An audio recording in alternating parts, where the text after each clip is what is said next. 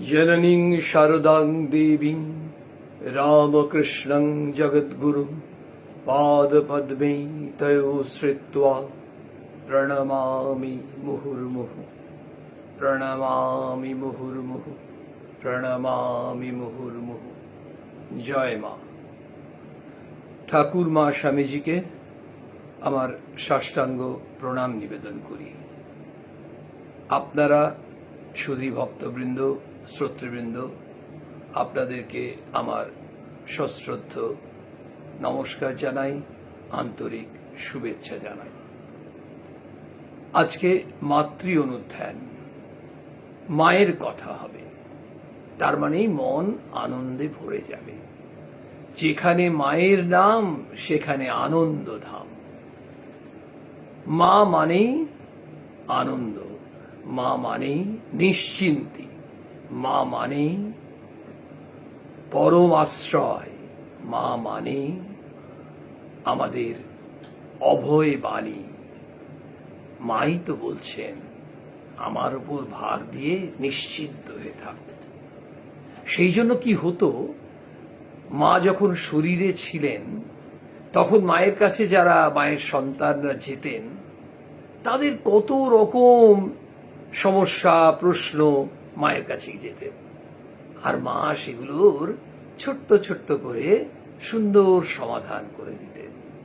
সেই জন্য মায়ের ওপর ভার দিয়ে তারা যেমন নিশ্চিন্ত থাকতেন, আমরা জগৎবাসী, জগৎ জননী শ্রী মা শারদা দেবী, যিনি আমাদের সত্যিকারের মা, সকলের মা, সতেরো মা অসতেরো মা, জন্ম জন্মান্তরের মা, পাতানো সম্পর্কের মা নন, সেই মাকে আমরা আমাদের সমস্ত ভার দিয়ে নিশ্চিন্ত থাকতে চাই। নিশ্চিন্ত থাকতে গেলে ভারটা দিতে হবে। আমরা সংশয়, সন্দেহ সবকিছুর ঊর্ধ্বে যেতে হবে।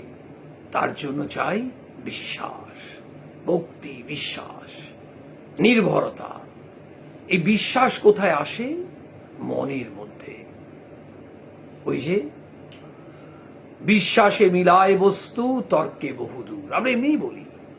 যখন মায়ের শ্রীচরণে আমরা শরণাগতি রেখে সেই নির্ভরতা রাখতে পারব, আমাদের মনে যখন একেবারে 100% বিশ্বাস জন্মাবে, তখন আমরা জানব যে আমাদের ভয়টা কোথায়।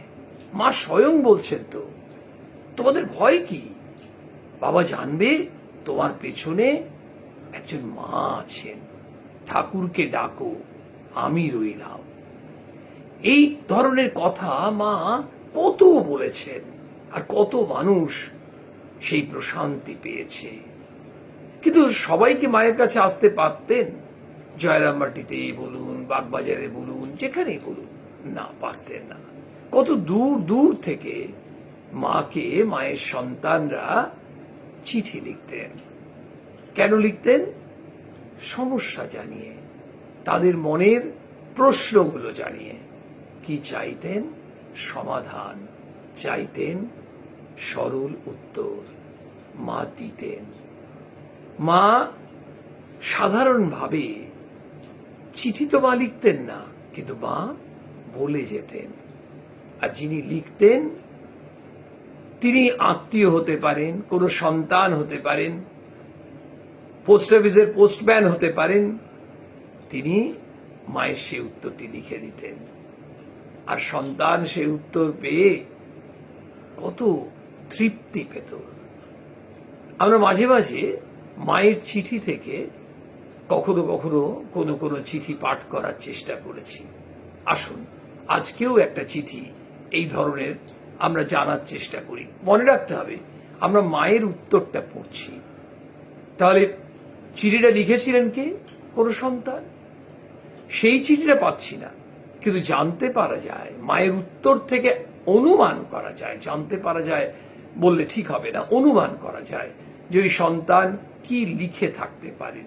কারণ দেখবেন অনেক সময় উত্তর দেখলে বোঝা যায় যে আমাদের বলা হলো যে 1863 12 জানুয়ারি করে উত্তর এলো, তাহলে বোঝা যাচ্ছে প্রশ্নটা ছিল কি না স্বামী বিবেকানন্দের জন্মদিন কবে। এইভাবে আমরা উত্তর থেকেও প্রশ্ন অনেক সময় বুঝতে পারি। এখানে মা চিঠিটি লিখছেন নিশিকান্ত মজুমদারকে। চিঠিটি উদ্বোধন অফিস থেকে, বাগবাজার। বাংলা তারিখ হচ্ছে ৩রা পৌষ, ইংরেজি তারিখ 18 ডিসেম্বর 1913, বৃহস্পতিবার। চিঠিটা এই ধরনের, পরম কল্যাণীয়। সব থেকে বৈশিষ্ট্য হচ্ছে মায়ের চিঠিগুলো আপনারা পড়েছেন বা পড়ে থাকেন, আমরা সবাই পড়ি। মায়ের চিঠিগুলো কিন্তু নাতি দীর্ঘ। কখনো দেখবেন ওই হয়তো 3 লাইন 4 লাইন 6 লাইনের চিঠি, বেশিরভাগই মানে 5-6টা বাক্যের মধ্যে, বা খুব জোর হলে হয়তো 8-10টা বাক্যের মধ্যেই বেশিরভাগ চিঠি পাওয়া যাচ্ছে। এটাও ছোট চিঠি। লিখছেন, পরম কল্যাণীয় বাবা জীবন, তোমার একখানা পত্র পাইয়াছি। আর মায়ের আরেকটা কি, যেটা আমরা অনেক সময় হয়, মা যদি কোনো চিঠির উত্তর দিতে দেরি হয়েছে, মায়ের সে উত্তরে লেখা আছে যে এই চিঠিটা পেয়েছিলাম, এই তখন আমি অমুক জায়গায় ছিলাম, ধরা যাক মা দেওঘরে আছেন, সে তোমাকে উত্তর দিতে দেরি হলো।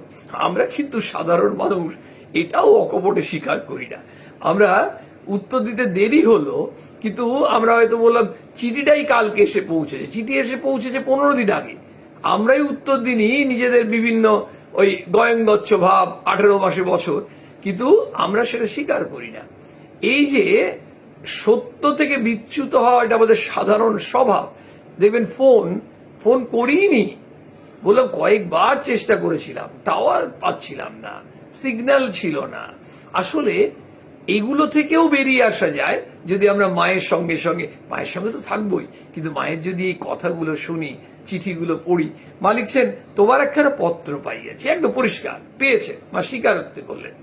বলছে, তোমার মনের অবস্থা খারাপ। তার মানে চিঠিতে কি লেখা ছিল আমরা কেউ জানি না, কিন্তু এটুকু নিশ্চয়ই লেখা ছিল যে তিনি, এই নিশিকান্ত বাবু, তিনি নিশ্চয়ই লিখেছেন যে আমার মনের অবস্থা ভালো নয় মা, বলে তার সমস্যার কথা লিখেছেন। আরে মনের অবস্থা ভালো, আমাদের সবারই মনের অবস্থা ভালো তা নয়। সমস্যাগুলো কোথায় আসে? মনে। অশান্তি কোথায় আসে? মনে। এই অশান্তিটা কোথায় আসে? মনে। আমরা বলি অশান্তি তো মনে নয়, অশান্তি সংসারে। ঘটনা হচ্ছে আমরা কিভাবে রিয়াক্ট করি তার উপর ডিপেন্ড করে অশান্তিটা। ধরুন একজন ডাক্তারবাবুর কাছে গেলাম, এবার একজন ডাক্তারবাবু যাওয়াতে তিনি বললেন যে দেখুন, এই আপনার তো যাকে নিয়ে এসেছেন তার বেশ একটা কঠিন অসুখ ইত্যাদি, এইসব বোঝাচ্ছেন। আবার দেখা গেল যে সিমিলার একটা অসুখ নিয়ে আরেকজন গেছেন, তাকেও একই ধরনের কথা বলছেন, এটা হতেই পারে, কিন্তু দুজনের রিয়াকশন এক হবে এটা কিন্তু গ্যারেন্টি নেই। ধরুন দ্বিতীয় জন বা প্রথম জন কোনো একজনের এমন হলো, আচ্ছা ঠিক আছে, সে কিন্তু মানে মাতৃনির্ভর, তিনি বলছেন, শুনছেন, কিন্তু তার কতটা বিকার হচ্ছে না। তিনি জানেন যা করবেন ঈশ্বরের চেষ্টা তো তৃণটিও লড়ে না, ঈশ্বর তো ঠিক মঙ্গলের জন্য সব করবেন। আর আরেকজন রিয়াকশন এমন হলো, সে একেবারে খাওয়া ছেড়ে দিচ্ছে, রেগে যাচ্ছে ডাক্তারের উপর ইত্যাদি ইত্যাদি, কিংবা একেবারে মন ভেঙে পড়ছে, হতাশ হয়ে যাচ্ছে। তাহলে বিষয়টা কি হলো? দুজনেই তো সংসার থেকে গেছে, কিন্তু মনে অশান্তিটা যে এলো, এই মনে অশান্তিটা সংসারে এলো না, মনে এলো। সেটা মানসিক যে গঠন, এবং তিনি মনটাকে কিভাবে রাখতে চাইছেন, মনটাকে তাজা রাখতে হবে। ঠাকুরের কথা আছে না যে শরীর জানে আর দুঃখ জানে, মন তুমি আনন্দে থাকো, মন তুমি আনন্দে থাকো। আরে আমরা যখন শরীর খারাপ হয় আমরা পারবো মন আনন্দে থাকুক? আমরা বললাম বাবা শরীর খারাপ, এদিকে আর মন আনন্দে রাখা যায়? দেখুন এইটা স্বামী তুরীয়ানন্দজি মহারাজ পেরেছিলেন, হ্যাঁ, যে ফোড়ার অপারেশন হবে, বড় অপারেশন হবে, হ্যাঁ, অ্যানাস্থেসিয়া করতে হবে না, তিনি মনটাকে তুলে নিলেন। এখন হরি মহারাজ তো সবাই না, আমরা সাধারণ মানুষ, তার তো অপারেশন অ্যানাস্থেসিয়া লাগতো না। বিষয়টা অন্য জায়গায়। বিষয়টা হচ্ছে মনটা আমাদের বড় চঞ্চল, স্থির নয়। এখনই একটা জিনিস ভাবছি, তখনই আরেকটা জিনিস ভাবছি, মানে কয়েক সেকেন্ডের মধ্যে মন কত জায়গা ঘুরে আসে। এই যে কত জায়গা মন ঘুরে আসছে, সেইটা মা বলছেন কিভাবে? মা বলছেন, মন হলো মত্ত হস্তি। একটা হাতি, এমনিতেই হাতি ওই বিশাল প্রাণীটি দেখলে বেশ ভয় লাগে। আর হাতি যখন আবার সেই জঙ্গল থেকে বেরিয়ে আসে, বেরিয়ে এসে ধরুন গ্রামাঞ্চলে ঢুকে পড়েছে, কত তছনছ করে দেয়, এগুলো আমরা শুনি তো, বহু জায়গা হয়। তো এখন এই যে হাতি, সেই হাতি যদি সুস্থ থাকে ঠিক আছে, হাতি যদি পাগল হয়ে যায় তাহলে সে হাতি কি করবে? একেবারে বিধ্বংসী চেহারা হয়ে যাবে, সেই মত্ত অস্থি যেখানে ঢুকবে। আমাদের মা বলছেন মন হলো মত্ত হস্তি। তার মানে মন শুধু হস্তি নয়, পাগল উন্মাদ হাতি। উন্মাদ হাতি যেমন ঠিক করতে পারে না কি করছে, আমাদের মনও তেমনি একেবারে কত রকম, যে কনস্ট্রাকটিভ থটের জায়গায় ডিস্ট্রাকটিভ থট, পজিটিভ আইডিয়াস জায়গায় নেগেটিভ আইডিয়াস, আমরা কোথায় অপটিমিস্টিক ভিউ রাখবো সেটা পেসিমিস্টিক ভিউ, এই ধরনের চারিদিকে মনের মধ্যে একটা তোলপাড় চলছে। সেই ওয়াশিং মেশিনে জামা কাপড়গুলো দিলে যেমন ঘোরে, মনটা তেমনি তোলপাড় হচ্ছে। এই যে মনে তোলপাড় হচ্ছে, কিসের তোলপাড়? বিভিন্ন চিন্তা ভাবনা, ওরিজ, অ্যাংজাইটিস, অ্যাগনিজ, এগুলো সব মনের মধ্যে আছে। কিন্তু মনটাকে অথচ আমাদের আনন্দে রাখতে হবে। কি করে রাখা যায়? ঠাকুর তার ব্যবস্থা বলছেন। কি বলছেন? যে আমাদেরকে কি করতে হবে? ওই ছোট ছোট ছেলেদের মতো করতে হবে। ছোট ছোট বাচ্চারা কি করে? ছোট ছোট বাচ্চারা না খুব বনমন বনমন করে ঘুরছে, কিন্তু ভয় নেই যে মাথা ঘুরে পড়ে যাবে। চালাক বুদ্ধিমান ছেলে একটা খুঁটিকে ধরে আছে, খুঁটিকে ধরে বনমন করে ঘুরছে, জানে ওই খুঁটিটা ধরে আছি, আমি পড়ব না। আমাদের ঠাকুর কি বলছেন? বলছেন তোমরা সংসারে থাকো, সংসারে থেকে তোমরা এক কাজ করো, ওই মনটাকে না ঈশ্বরের পাদ পদ্মে রাখো, রেখে তোমরা সংসার করো। ঈশ্বর হচ্ছেন খুঁটি। বাচ্চাদের মনটা কোথায় আছে? খুঁটিতে, কিন্তু আনন্দ পাচ্ছে, ঘুরছে, বদবন করে ঘুরছে, তাহলে আনন্দ পাচ্ছে, অথচ মনটা খুঁটিতে রেখেছে বলে সাহস পাচ্ছে। নির্ভর, খুঁটি নির্ভর। আমরাও খুঁটি নির্ভর হতে চাইছি বা আমাদের হতে হবে, ঠাকুর বলছেন। সেই খুঁটি কি? ঈশ্বর। তাই খুঁটি নির্ভর মানে ঈশ্বর নির্ভর। ঈশ্বর নির্ভর হবো, কিন্তু ওই যে বাচ্চাটা আনন্দে আছে, আমরাও আনন্দে থাকবো। কোথায়? সংসারে। আনন্দটা কোথায় থাকবে? মনের মধ্যে থাকবে। তাহলে মন মত্ত হস্তি ঠিকই, কিন্তু মনটাকে আনন্দে রাখতে হবে। আমাদের কি করতে হবে? বিশ্লেষণ করতে হবে। ঠাকুর বারবার বলছেন বিচারের কথা। কি বিচার করতে বলছেন? ঈশ্বরী নিত্য, বাকি সব অনিত্য। এই সংসার কত আনন্দের জায়গা বলুন, কিন্তু সংসার অনিত্য, এটাও মনে রাখতে হবে। আনন্দের জায়গা, দুঃখের জায়গা, সংগ্রামের জায়গা সবই, কিন্তু সংসার তো নিত্য নয়, অনিত্য, সরে সরে যাচ্ছে। আমাদের সেই জন্য ভগবান কি বললেন? যে জানিয়ে দিচ্ছেন বিচার করবে, ঈশ্বরই নিত্য। তাহলে তুমি মনটাকে ঈশ্বর মুখী করো। আমাদের মোড়টা ফিরিয়ে দিচ্ছেন। সেখানে মা কি বলছেন এই চিঠিতে? মনকে বিচার করে ফিরিয়ে আনবে। দেখুন, ফিরিয়ে আনা, মনকে বিচার করে ফিরিয়ে আনবে, ঠাকুরকে ডাকবে। তাহলে দুটো কাজ, কিন্তু দুটো কাজ মনে হচ্ছে পরস্পর সম্পর্কিত, তাই না? মনকে বিচার করে ফিরিয়েও আনতে হবে, আবার ঠাকুরকে ডাকতেও হবে। উল্টো দিক দিয়ে ভাবতে পারি, ঠাকুরকে ডাকবো, মনকে বিচার করে ফিরিয়ে আনবো। ঠাকুরকে ডাকলে ঠাকুর শক্তি দেবেন, সেই শক্তি দিয়ে আমরা ঠিকভাবে বিচার করতে পারবো। কি বিচার করব? মনটাকে ফিরিয়ে আনবো। কি বিচার করব? না না না, এই মানুষকে এত আঘাত দিয়ে কথা বলি, কষ্ট দিই, এটা কি আমার করা ঠিক হচ্ছে? না, ঠিক হচ্ছে না। না, ঠিক হচ্ছে। এর মধ্যে আমরা একটা অন্তর্দ্বন্দ্বে আছি। এই ফাইট করতে হবে, মনের সঙ্গে যুদ্ধ। এই যুদ্ধ করতে করতে আমাদেরকে জয়লাভ করতে হবে। ওই veni vidi vici, I came, I saw, I conquered. তেমনি আমাদের মনের সঙ্গে যুদ্ধ করে আমাদের সেই ভিক্টরি সাইন দিতে হবে। কি না, আমরা জিতেছি। কিসে জিতেছি? যে বিচার করছিলাম না, আঘাত করব, আঘাত দেবো তো কি আছে, কত লোককে কষ্ট দিচ্ছে, আমিও তো কত লোক কষ্ট পেয়েছি, আমি কেন সবাইকে এত, সবার কথা তো ভাবতে যাবো। করতে করতে করতে করতে দেখলাম বিচার করছি, না না না, উচিত নয়। আলটিমেটলি দেখা গেল যে ফাইট করে ওই সিদ্ধান্তে আসা গেল, না, মানুষকে কষ্ট দেব না। মা বলছেন না, সত্য কিন্তু অপ্রিয় করে বলতে নেই। ঠাকুর বলছেন সত্য কলিযুগের তপস্যা। মাও বলছেন সত্যকে শুয়ে আছে ভগবান, ধরে আছে ভগবানের কোলে শুয়ে আছে। স্বামীজিও বলছেন সত্যের উপর এত জোর দিয়ে কথা বলছেন। সবাই সত্যের উপর জোর দিচ্ছেন। তাহলে কিন্তু তবু মা বলে দিলেন অপ্রিয় করে বলতে নেই। তাহলে আমাদের বিচার করতে হবে কি সাধারণভাবে, যে আমরা সত্যের আশ্রয় নেব, মনটাকে বিচার করতে হবে। দেখলাম যে একটু যদি আমরা অসত্যের পথে চলি, একটু অসৎ পথে চলি, একটু অনৈতিক পথে চলি, আমার প্রচুর টাকা আসছে, আমার সংসারে টাকা পয়সার কোনো অভাব নেই, মনটাকে বিচার করে ফিরিয়ে আনতে হবে।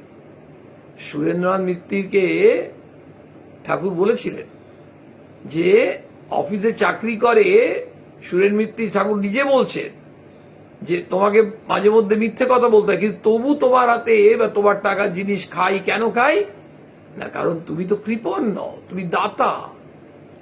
আবার দেখুন এই মারোয়ারি ভক্তদের বলতে গিয়ে আমরা কথামৃতে পাচ্ছি, বলছেন যে ওরা ব্যবসায় প্রচুর মিথ্যে কথা বলে। ওরা কিছু আনলে, মারোয়ারি ভক্তরা যদি কিছু আনতেন, কাজু, পেস্তা, কিশমিশ ইত্যাদি ইত্যাদি, ঠাকুর গ্রহণ করতেন না, কাউকে গ্রহণ করতেও দিতেন না। তাছাড়া ঠাকুর বলতেন যে ওরা এক খিলি পান যদি নিয়ে আসে তাতে ওদের স্বার্থ থাকে। শুধু বলতেন যে ওটা নরেন খেতে পারে, নরেনের কোনো অসুবিধা হবে না। এই যে বিচার করে মনটাকে ফিরিয়ে আনা খুব কঠিন। আমরা বিচার করবোটা কি করে? কারণ আমাদের মনটা এত ফ্লেক্সিবল, আমরা রিজিডলি কোনো ডিসিশন নিতে পারছি না। তো সে স্বামীজি বলছেন না যে তুমি মনটাকে কন্ট্রোল করবে কি করে? বলছেন আগে মনটাকে পবিত্র করো। যত তোমার মন পবিত্র হবে তত ওই মনকে কন্ট্রোল করা সহজ। তাহলে মনটাকে কন্ট্রোল করতে হবে। ওই মত্ত হস্তি, ওই পাগল হাতিটাকে তো কন্ট্রোল করতে যায়, সেই ফরেস্টের লোকরা চলে যাচ্ছে, মশাল নিয়ে আগুন নিয়ে যাচ্ছে কন্ট্রোল করতে বা তাড়িয়ে দিতে। তাহলে আমাদের মনের মধ্যে যেগুলো থাকা ঠিক নয় সেগুলো তাড়িয়ে দিতে হবে। যেগুলো থাকলে মনটা সতেজ থাকবে, যেখানে মনটা অনেক বেশি আনন্দে ফুরফুর করবে, মনটা অনেক বেশি অপটিমিস্টিক হবে, সেই ভাবনাগুলোকে মনে রাখতে হবে। তাহলে আমরা যেমন দেখবেন চালে কাঁকড় থাকে না, কাঁকড় পাথর থাকে, অনেক সময় ছোট আলপিন পেরেকের টুকরো পাওয়া যায়। তো অনেক সময় দেখা যায়, আগেকার দিনে তো খুব হতো যে মায়েরা বসে যেতেন, এই দুপুর বেলায় রোদ পোয়াচ্ছেন আর ওই চালের ওগুলো বাঁচছেন, এখনো প্রয়োজন নয়। তাহলে কাঁকড় পাথরগুলো যে বাছা হচ্ছে, কি খোয়ে দেখবেন ধানগুলো বাচ্ছে, তাহলে ওগুলো বেছে বার করে দেওয়া হচ্ছে। ঠিক চায়ের যেমন ছাঁকতে হয়, দুধের স্বর, তাহলে আমাদের ঠিক এমনি মনে ছাঁকতে হবে। ওই ছাঁকাটাই হচ্ছে বিচার করা। স্ক্যান করতে হবে, যেমন আমাদের মেডিকেল সায়েন্সে স্ক্যানিং চলে, স্ক্যান করতে হবে। এই স্ক্যান করে বিচার করে মনটাকে ফিরিয়ে আনতে হবে। কোত্থেকে ফেরাতে হবে? ওই যে মনটা চলে গেছিল এমন দিকে যেখানে অন্যায়, প্রলোভন, অসৎ কাজ, হিংসা, অহংকার, ঈর্ষা, পরশ্রী কাতরতা, ওইদিকে মনটা ধাবিত হচ্ছিল, সেখান থেকে মনটাকে ফিরিয়ে আনতে হবে। সরল, আমাদের ওই কায় মনোবাক্যে পবিত্র, আমাদের ভাবের ঘরে চুরি না করা, সত্যাশ্রয়ী মন, পবিত্র মন, এই দিকে মনটাকে নিয়ে আসতে হবে। নিয়ে আসার জন্য যে বিরাট শক্তি দরকার, সেই শক্তি আমাদের সাধারণ মানুষের অধিকাংশরই নেই। ব্যতিক্রম তো থাকবেই, আর ব্রহ্মজ্ঞ মহাপুরুষদের কথা আলাদা। সেই জন্য মা একটা সলিউশন দিচ্ছেন, কি ঠাকুরকে ডাকবে, ঠাকুরকে প্রার্থনা করবে যে আমার মনটা খুব বিক্ষিপ্ত। অনেকেই আমরা এই প্রশ্ন করি, অনেক সময় পূজনীয় সন্ন্যাসীদের কাছে করি যে আচ্ছা জপে বসছি, জপে বসলেই মন বসে না, জপ ধ্যান করতে গেলেই মনটা বিক্ষিপ্ত হয়ে যায়। মা খুব সুন্দর সুন্দর বলছেন, বলছে তোমার জপ করতে মনটা বসছে না, তোমায় জোর করে জপ করতে হবে। মানে একটা বাচ্চা ছেলেকে দেখুন কত সুন্দর, একটা বাচ্চা ছেলে পড়তে মন বসছে না, তো তার মা বাবা কি বলে আচ্ছা বসছে না তাহলে পড়ো না, তা তো বলে না, বলে আরে মন বসছে না, তুই আবার চেষ্টা কর। যখনই বসছি তখনই আচ্ছা ঠিক আছে, তুই কত বলে আধ ঘন্টা পড়া ভালো লাগে না, তুই আধ ঘন্টাই পড়। কিন্তু ওই আধ ঘন্টা করতে করতে ওই বাচ্চা ছেলেটাই 2 মাস 6 মাস পরে মাকে বলছে, আধ ঘন্টা পর মা ডাকতে এসছে, ওঠ তোর তো পড়ার টাইম হয়ে গেছে। না মা এখন তুমি আমাকে বিরক্ত করো না, আমার এখন পড়ায় খুব মন বসে গেছে। তাহলে ওই জোর করে করেছে বলে এখন ছেলেটার আধ ঘন্টা নয়, তোর 1 ঘন্টা 1.5 ঘন্টা ধরে। তেমনি আমাদের জব করতে বসে মন বসলো না, চল উঠে পড়ি। আবার যখন বসছি সকালে সন্ধ্যে দুপুরে যখনই, কারণ একটা তো ঠিক যে আমাদের জপের তো কোনো নির্দিষ্ট সময়ে যে দুপুর বেলায় করলে পাপ হয়ে যাবে, বেলা 3:30 করা চলবে না, সন্ধ্যে 6:17 করতে হবে, এমন তো ব্যাপার নয়। আমরা যে কোনো সময় জপ করতে পারি, যে কোনো ভাবে ভগবানকে ডাকতে পারি। ঠাকুর বলছেন না তুই ভগবানকে ডাকো নানা ভাবে। এই নানা ভাবে মানে কি, কেউ জপ করছে, কেউ ধ্যান করছে, কেউ পুজো করছে, কেউ স্তোত্র পাঠ করছে, বিভিন্ন ভাবে বিভিন্ন রূপে ভগবানকে ডাকো, ভগবানের চিন্তা করো। এই যে মা সঙ্গে সঙ্গে বললেন যে ঠাকুরকে ডাকবে, তারপরে কিন্তু আমাদের একটা প্রশ্ন মায়ের কাছে থাকতে পারে, মা কিন্তু যেটা যিনি পত্রলেখক তারও ছিল নিশ্চয়ই, যে আমার মনটা খুব বিক্ষিপ্ত হয়ে আছে, খুব চঞ্চল হয়ে আছে, মনটা খুব খারাপ বিষণ্ণ।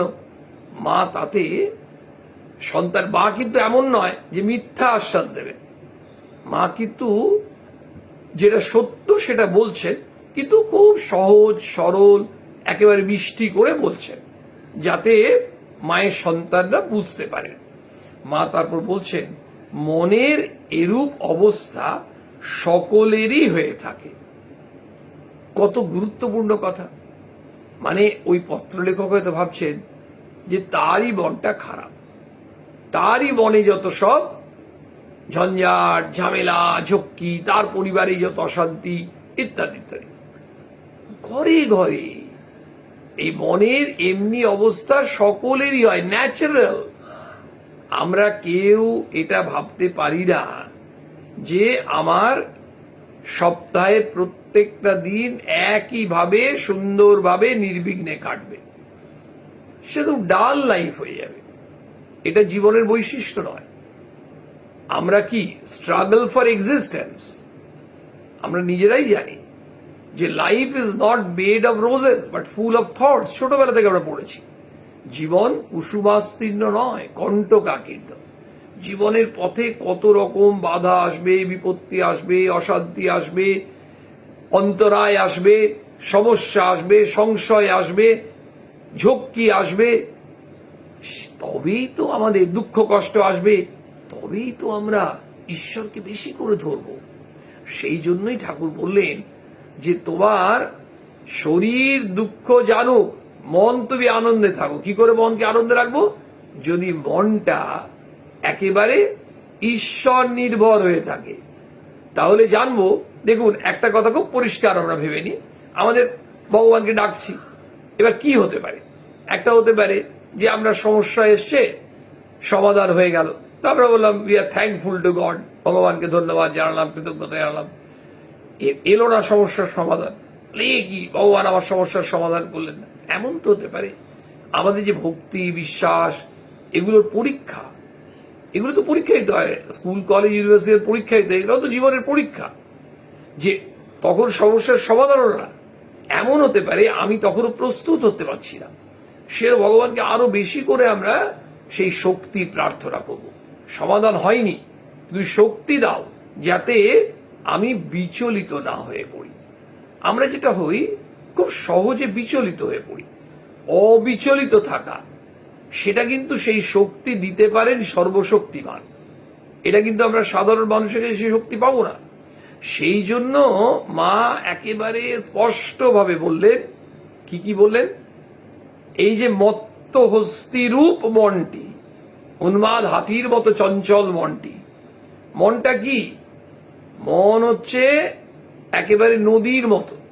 নদীতে কি হচ্ছে? জলটা বয়ে যাচ্ছে, আর আমাদের মনের মধ্যে বিভিন্ন রকম চিন্তা বয়ে যাচ্ছে।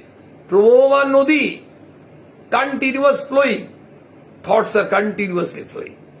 এই নিরন্তর যে চিন্তা বইছে, বিভিন্ন ধরনের চিন্তা বইছে, সেই অশান্ত মনটাকে তুমি কি করে কন্ট্রোল করবে?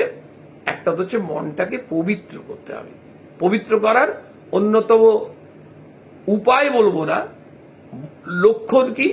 আমাদের পবিত্র হচ্ছে সকলের, বন্ধু হোক, শত্রু হোক, আত্মীয় হোক, অনাত্মীয় হোক, পরিচিত হোক, অপরিচিত হোক, সবার সর্বাঙ্গীন কল্যাণ প্রার্থনা করার জন্য মন উদ্যত। আমরা নিরন্তর প্রার্থনা করছি সবাই সুখে থাকুক, সবার কল্যাণ হোক, সবার মঙ্গল হোক।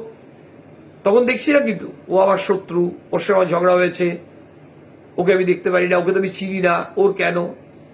এইটা হচ্ছে পবিত্র মনের অন্যতম লক্ষণ।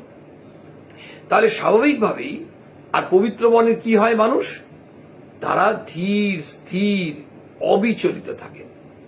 তারা কিন্তু বিচলিত হয়ে পড়েন না যে দুঃখ শোক আসছে সুতরাং বিচলিত হয়ে যাচ্ছে, তা নয়। এবার স্বাভাবিকভাবেই কি দাঁড়াচ্ছে? মা তখন বলছেন এই যে উন্মাদ হস্তি, সেই উন্মাদ হস্তিরূপ যে মন, তাকে তুমি কিভাবে করবে? মনটাকে বিচার করে ফিরিয়ে আনবে। তুমি যেতে দেবে না। মানে ব্যাপারটা হচ্ছে লক্ষ্মণ রেখার মধ্যে থাকতে হবে, ওর বাইরে গেলে হবে না। ওর বাইরে গেলেই বিভিন্ন রকম, আজকাল আমাদের দেখুন না কত রকম প্রলোভন হতেই পারে। হয়তো ছেলেটা জিজ্ঞেস করছে তার অভিভাবককে যে আমি অমুক চাকরি পেয়েছি, ওখানে মিথ্যে কথা বলতে হচ্ছে কিন্তু টাকা প্রচুর। অভিভাবককে স্ট্রং হতে হবে। না, টাকা প্রচুর, তুমি মিথ্যে কথা বলছো বা তুমি অসৎ উপায়ে করছো। মনটাকে বিচার করো যে তুমি এটা অন্যায় করছো, তোমার টাকা কম থাক কি তুমি শান্তিতে থাকবে। এই যে বিচার করে ফিরিয়ে আনার জন্য ছেলেটা তো পারছে না, ওর বন্ধু বান্ধবরা অনেক করছে, তখন বলছে তুমি ভগবানকে ডাকো। মা বললেন ঠাকুরকে ডাকবে। মনের এরূপ অবস্থা সকলেরই হয়ে থাকে। তারপর মা বলছেন এখানকার মঙ্গল, আমার শরীর ভালো নয় আবার মন্দ নয়। মা বলছেন একরকম আছি। রাধু এখন উপস্থিত ভালো আছে। চিঠিটা শেষ করছেন, আর ভালো, আর অধিক কি লিখবো, তোমরা আমার আশীর্বাদ জানবে এবং ছেলেদের সকলকে আশীর্বাদ দেবে, ইতি তোমাদের মাতা ঠাকুরানী। তাহলে মা আশীর্বাদ দিলেন, কাকে দিলেন? তোমরা, মানে আমরা সবাই মায়ের ছেলে। মা আমাদের সবাইকে আশীর্বাদ দিচ্ছেন, তাই না? মা তো নিজেই বললেন যারা এসেছে, যারা আসেনি, যারা আসবে, মা আমার সকল সন্তানদের জানিয়ে দিও আমার ভালোবাসা ও আশীর্বাদ সকলের উপর আছে। মা আছেন, ভয় কি? মায়ের সেই অভয় বাণী আমরা উচ্চারণ করে আমাদের আজকের অনুধ্যায় শেষ করি। মনে ভাববে আর কেউ না থাক, আমার একজন মা আছেন, আমার একজন মা আছেন। জয় মা।